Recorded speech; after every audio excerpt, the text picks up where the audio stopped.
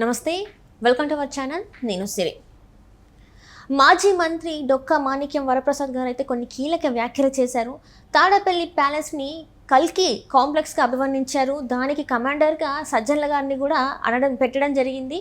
So అక్కడే TDP ప్రభుత్వానికి వ్యతిరేకంగా అక్కడ కుట్రలు పన్నుతున్నారని, చంద్రబాబు నాయుడు గారి ప్రభుత్వానికి అడ్డంకులు తెచ్చేలాగా అక్కడ అన్ని కార్యకలాపాలు జరుగుతున్నాయని చెప్పేసి అయితే తను వ్యాఖ్యానించడం జరిగింది. అసలు ఏం జరుగుతుంది ఏంటి అనేది మనకి వివరించడానికి మనతో పాటు ఉన్నారు ప్రముఖ సీనియర్ జర్నలిస్ట్ డివిఎస్ గారు. నమస్కారం సార్. నమస్తే సార్. ఇప్పుడు చూస్తుంటే మాజీ మంత్రి డొక్కా మాణిక్య వరప్రసాద్ గారు అయితే కొన్ని కీలక వ్యాఖ్యలు చేశారు. తాడేపల్లి ప్యాలెస్ని అయితే వాళ్ళు చెప్పడం ఏంటంటే కల్కి కాంప్లెక్స్గా మార్చేశారు. చంద్రబాబు నాయుడు గారి ప్రభుత్వానికి వ్యతిరేకంగా అక్కడ కొన్ని కార్యకలాపాలు చేస్తున్నారు, కుట్రలు పన్నుతున్నారు, హత్యలే కావచ్చు, అది దేని అక్కడ నుంచెల్లే స్టార్ట్ అవుతున్నాయి, అక్కడే ప్లాన్ చేస్తున్నారు ప్రతిదీ అని చెప్పేసి అయితే మరి వార్తలు వస్తున్నాయి. మరి అంటే తను చెప్పడం అయితే జరుగుతుంది. దీన్ని మరి మనం ఎలా చూడాలంటారు? లంక గుట్టు విభీషణుడు బయటపెట్టాడు. అవును. తాడేపల్లి గుట్టు డొక్కా మాణిక్య వరప్రసాద్ బయట పెడుతున్నాడు. ఎవరి డొక్కా మాణిక్య వరప్రసాద్? నిన్నటిదాకా వైఎస్ఆర్ కాంగ్రెస్ పార్టీలో ఉన్నాయన. గుంటూరు జిల్లా వైసీపీ అధ్యక్షుడు, మాజీ మంత్రి, ఎమ్మెల్యే, ఎమ్మెల్సీ డొక్కా మాణిక్య వరప్రసాద్ చెప్పాడంటే మరి నిజమే. ఎందుకంటే నిన్నటిదాకా తాడేపల్లి ప్యాలెస్కి వెళ్ళేవాడు ఆయన. నిన్నటిదాకా సజ్జల జగన్మోహన్ రెడ్డితో తిరిగిన డొక్కా మాణిక్య వరప్రసాద్ అబద్ధాలు ఎందుకు చెప్తారు? ఏంటది?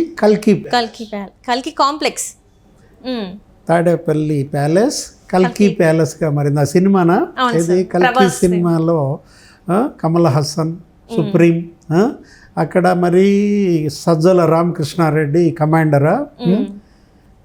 చంద్రబాబు ప్రభుత్వాన్ని అస్థిరపాలు చేసే కుట్రలు, కూటమి ప్రభుత్వానికి వ్యతిరేకంగా కుతంత్రాలు, గత 50 రోజులుగా అడపాదడప అక్కడక్కడ హత్యలు, ఏంటి అత్యాచారాలు, చిన్నపిల్లల మీద కూడా అఘాయిత్యాలు, గంజాయి మత్తులో రేపులు చేయడం, ఇవి పెరుగుతున్నాయి. గతంలో కూడా హోమ్ మినిస్టర్ వీటిపైన అనుమానం వ్యక్తం చేశారు. ఎవరు? అనిత. కొన్ని సోషల్ మీడియాల్లో కూడా మనం చూసాం. ఏంటి, ఒక 100 కోట్లు ఏదో కేటాయించినట్టు, ఈ అరాచక శక్తులకి ఆ డబ్బులు వెదజల్లి ఈ శాంతి భద్రతల సమస్య సృష్టిస్తున్నట్టు, అశాంతి అభద్రత వీళ్ళు పెంచి పోషిస్తున్నట్టుగా మనం వదంతులు అనేకం చూస్తున్నాం. ఇక్కడ సోషల్ మీడియాలో కూడా 100 కోట్లు ఇవ్వడం ఏంటి? అరాచక శక్తులు ఈ పనుల కోసం అంటే ఏదో రకంగా ఇక్కడ లా అండ్ ఆర్డర్ దెబ్బతీయాలి. ఆంధ్రప్రదేశ్లో లా అండ్ ఆర్డర్ బాగుంటే చంద్రబాబు పెట్టుబడులు తీసుకొస్తున్నాడు, పారిపోయిన కంపెనీలు మళ్ళా వెనక్కి వస్తున్నాయి. మొన్న మనం చూసాం, ఏది బీపీసీఎల్ మచిలీపట్నం వచ్చారు ఆయిల్ రిఫైనరీ పెట్టడానికి, మరి 70,000 కోట్ల పెట్టుబడులు. మొన్న కేంద్ర ప్రభుత్వం తొలి బడ్జెట్లోనే మనం చూసాం 64,000 కోట్లు ఇచ్చింది. ఏది అమరావతికి 15,000 కోట్లు ఇచ్చారు. Amaravati ring road, inner ring రోడ్డుకి దగ్గర 25,000 కోట్లు ఇస్తున్నట్టున్నారు. మళ్ళా హైవేల నిర్మాణం, రైల్వే లైన్లకు ఒక 9,000 కోట్లు ఏమో మంజూరు చేశారు. అటు ఇండస్ట్రియల్ క్యారిడార్లు, ఆ 2 చోట్ల 2 క్యారిడార్లలో 2 నోడ్ల అభివృద్ధి, వెనకబడిన జిల్లాలతో పాటు ప్రకాశం జిల్లాను కూడా చేర్చి దానికి కూడా నిధులు ఇస్తామన్నారు, ప్రత్యేక ప్యాకేజీ. ఇట్లా మరి అంతా మంచి జరుగుతున్న నేపథ్యంలో ఏదో రకంగా చెడు చేయాలనా, ముఖ్యమంత్రి చంద్రబాబు స్పీడ్కి బ్రేక్లు వేయాలనా? మొన్న చూసావు ఎక్కడ వినుకొండలో మర్డర్, రౌడీ షీటర్ల మధ్య జరిగిన ఘర్షణ. ఎవరు? ఆ జిలానీ అనేవాడు ఆ రషీద్ని చంపేశాడు. ఇప్పుడు జగన్మోహన్ రెడ్డి ఏం చేశాడు? రషీద్ కుటుంబాన్ని ఒక్కడనే పరామర్శించారు, జిలానీ కుటుంబాన్ని కూడా పరామర్శించాలి. ఎందుకని అని నువ్వు అడుగుతావు. ఎందుకనంటే చంపినాడు, చచ్చిపోయినాడు, ఇద్దరు ఒకే పార్టీ కాబట్టి. మరి అతను కూడా నీ పార్టీలోనే ఉన్నాడు కదా నిన్నటిదాకా. ఎన్నికల ముందే వేరే పార్టీ మారితే మారు ఉండొచ్చు. ఇద్దరూ వైఎస్ఆర్ కాంగ్రెస్ పార్టీలోనే పనిచేశారు.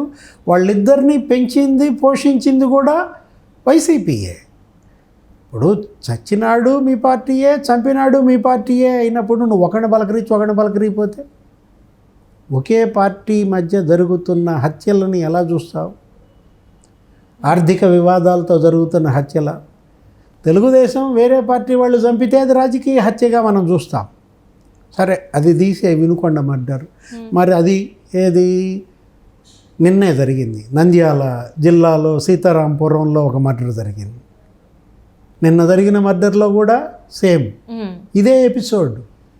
ఏంటి, చచ్చిపోయినాడు, చంపినాడు, ఇద్దరు ఒకే పార్టీ, ఇద్దరు వైసీపీలో నిన్నటిదాకా పనిచేశారు. ఇతను ఈ మధ్య తెలుగుదేశంలోకి చేరాడు. పాత తగాదాలు, పాత ఆర్థిక లావాదేవీలు, సెటిల్మెంట్లు ఉన్నాయి పాతవి. వాటి కోసం ఇలా హత్యలు జరుగుతున్నాయా? లేదు, వీళ్ళే అరాచక శక్తుల్ని రెచ్చగొడుతున్నారా, ప్రోత్సహిస్తున్నారా?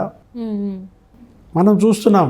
సాక్షి మీడియాలో, సాక్షి పేపర్లో 2-3 పేజీలు దీనికే. జగ్గైపేటలో దాడి అంటారు, అక్కడ భూమి కబ్జా అంటారు, ఇక్కడ ఈ అంగన్వాడీకి బెదిరింపులు అంటారు, వాళ్ళు ఏదో విషం తాగారంటారు. అంటే అక్కడ అవి చేపించటం, ఇక్కడ వీళ్ళు ప్రచురించటమా? ఇదంతా అరేంజ్డ్గా కనపడుతోంది. ఇదంతా ఒక కుట్ర అంటున్నారు ఎవరు? డొక్కా మాణిక్య వరప్రసాద్. అదే ఆయన అంది. ఏంటి, కల్కి ప్యాలెస్, తాడేపల్లి ప్యాలెస్ కల్కి ప్యాలెస్గా మారింది. కమాండర్ సజ్జల రామకృష్ణారెడ్డి ఈ కుట్రలు, కుతంత్రాలు, ఎక్కడెక్కడ ఏవే పనులు చేయాలి, ఏ జిల్లాలో ఏ నియోజకవర్గంలో ఏం చేయాలి అనేది టార్గెట్లు పెట్టి బడ్జెట్లు ఇచ్చి మరీ విధ్వంసాలకి, హింసకి పాల్పడుతున్నారని డొక్కా మాణిక్య వరప్రసాద్ చేసిన ఆరోపణలు చాలా తీవ్రమైనవి.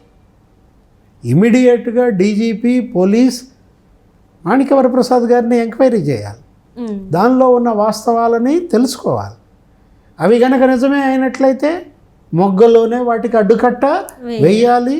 ఇలాంటి హింస, విధ్వంసాలు జరగకుండా చూడాల్సిన బాధ్యత పోలీసులదన్నమాట.